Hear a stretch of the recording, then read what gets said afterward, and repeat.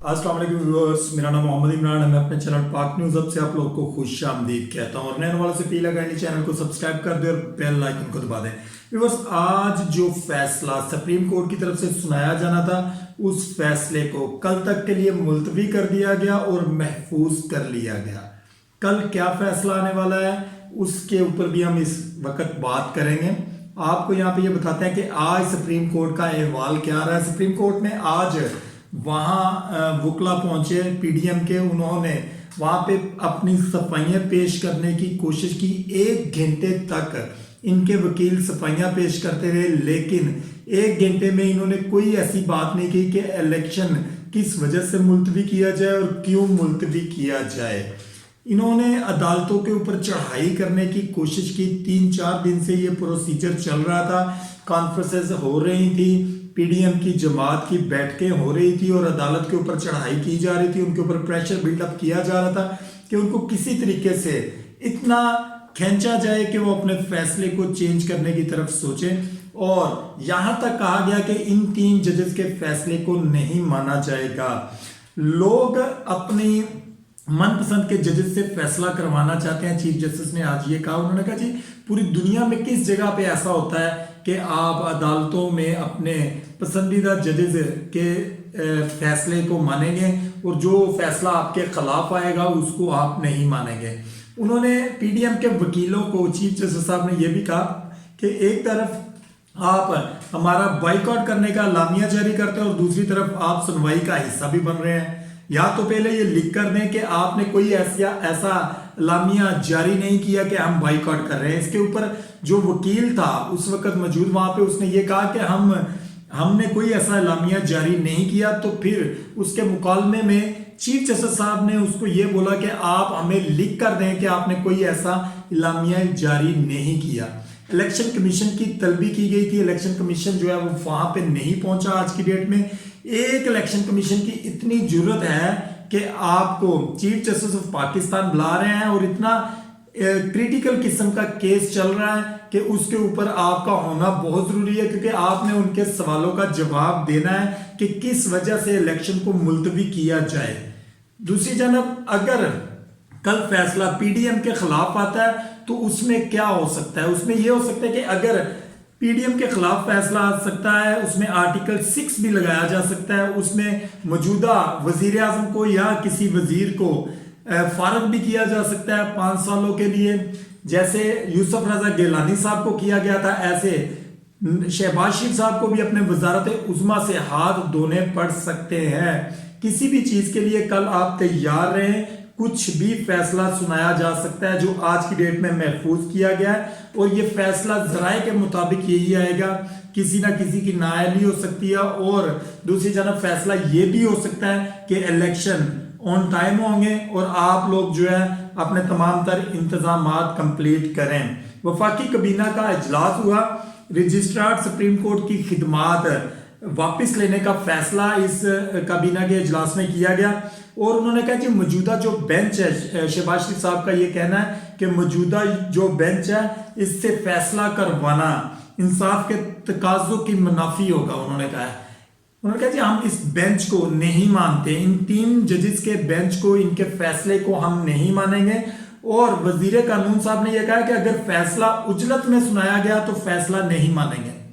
आप फैसला कैसे नहीं मानेंगे?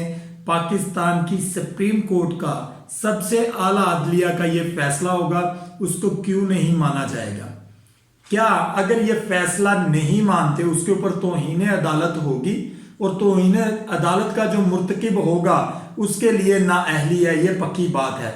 तौहीन अदालत इस केस में नाअहली है। आइन ये कहता है 90 दिन के अंदर इलेक्शन होगा आफ्टर डिसॉल्व असेंबलीज। अगर असेंबली डिसॉल्व हो गई उसके 90 दिन के बाद इलेक्शन होगा।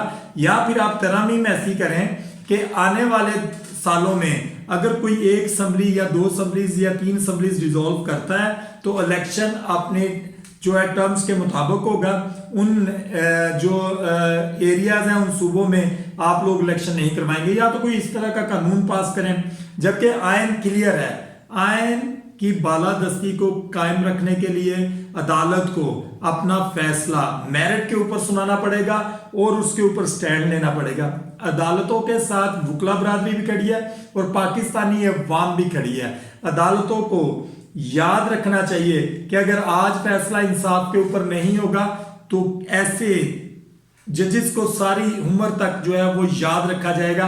بلاول بھٹو نے بھی یہ بات کہی ہے کہ اگر فیصلہ عدالتوں نے ہمارے خلاف کیا یعنی کہ پی ڈی ایم کے خلاف کیا تو ان ججز کو، عمر عطا بندیال کو انہوں نے نام لے کر کہا ہے کہ عمر عطا بندیال کو تا حیات یاد رکھا جائے گا، یعنی کہ ان کے کہنے کا مطلب ہے کہ اگر ہمارے خلاف فیصلہ کیا گیا تو عمر عطا بندیال صاحب کو ساری عمر ان کے اگینسٹ الفاظ کے اوپر یاد رکھا جائے گا، جبکہ اگر ایک انسان حق اور سچ کے اوپر فیصلہ کرے گا تو اس کو ساری عمر یاد رکھا جائے گا۔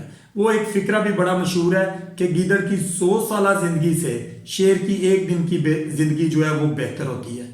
دوسری جانب ملک کی معیشت اتنی گرتی جا رہی ہے، لوگ اپنی جانیں گنوا رہے ہیں آٹا، فری کا آٹا حاصل کرنے کے لیے، پھر بھی ہماری حکومت کو الیکشن روکنے کی پڑی ہوئی ہے۔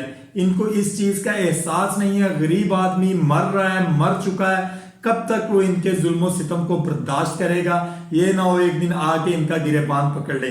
میں ویسے بھی یہ کہتا ہوں، ویسے جتنا ہجوم آٹا لینے کے لیے ضلالت سہتا ہے، اگر اتنا ہی ہجوم ان اقتدار میں بیٹھے ہوئے حکمرانوں کا باہر نکل کے گریبان پکڑ لے تو صرف آٹا ہی نہیں، ان کی ضرورت کی تمام تر اشیاء اتنی سستی ہو جائیں گی کہ ہر غریب اور امیر بآسانی اس کو خرید سکے گا۔ کب تک ہم لائنوں میں لگ کر اپنی جانیں گنواتے رہیں گے فری آٹا حاصل کرنے کے لیے، اپنے بچوں کا پیٹ بھرنے کے لیے، اپنے بچوں کے تن کے اوپر کپڑے حاصل کرنے کے لیے؟ کب تک ہم لائنوں میں لگ کر یہ چیزیں حاصل کرتے رہیں گے؟ کب ہمارا ضمیر جاگے گا اور ہم اپنے ضمیر کی آواز سن کر اقتدار میں بیٹھے ہوئے لوگوں کا گریبان پکڑیں گے اور اپنے بچوں کا حق چھین لیں گے ان سے؟ کیونکہ جس طریقے سے پاکستانی عوام چل رہی ہے، اس طریقے سے تو آپ پچھلے 70 سال سے چلتے آ رہے ہیں۔ کس وقت تک ہم یہ ظلم، یہ ستم جو ہے وہ سہتے رہیں گے؟ کب ہم لوگوں کو اس چیز کا احساس ہوگا کہ ہم نے اپنی زندگی گزار لی ہے؟ کیا ہماری جو موجودہ نسل جو ابھی بڑی ہو رہی ہے یا ہماری آنے والی نسلیں کب تک ان کے زرخرید غلاموں کی طرح رہتے رہیں گے؟ کب یہ 2-3 خاندانوں میں سے ہم نکلیں گے؟ کب تک ہم ان کے ظلم و ستم سہتے رہیں گے؟ کب ہمیں یہ شعور آئے گا؟ کون ہمیں جگائے گا اس چیز کے لیے کہ ہمیں اپنے حق کے لیے کھڑا ہونا ہے، اپنے بچوں کے حق کے لیے کھڑا ہونا ہے، پاکستان کے فیوچر کے لیے کھڑا ہونا ہے؟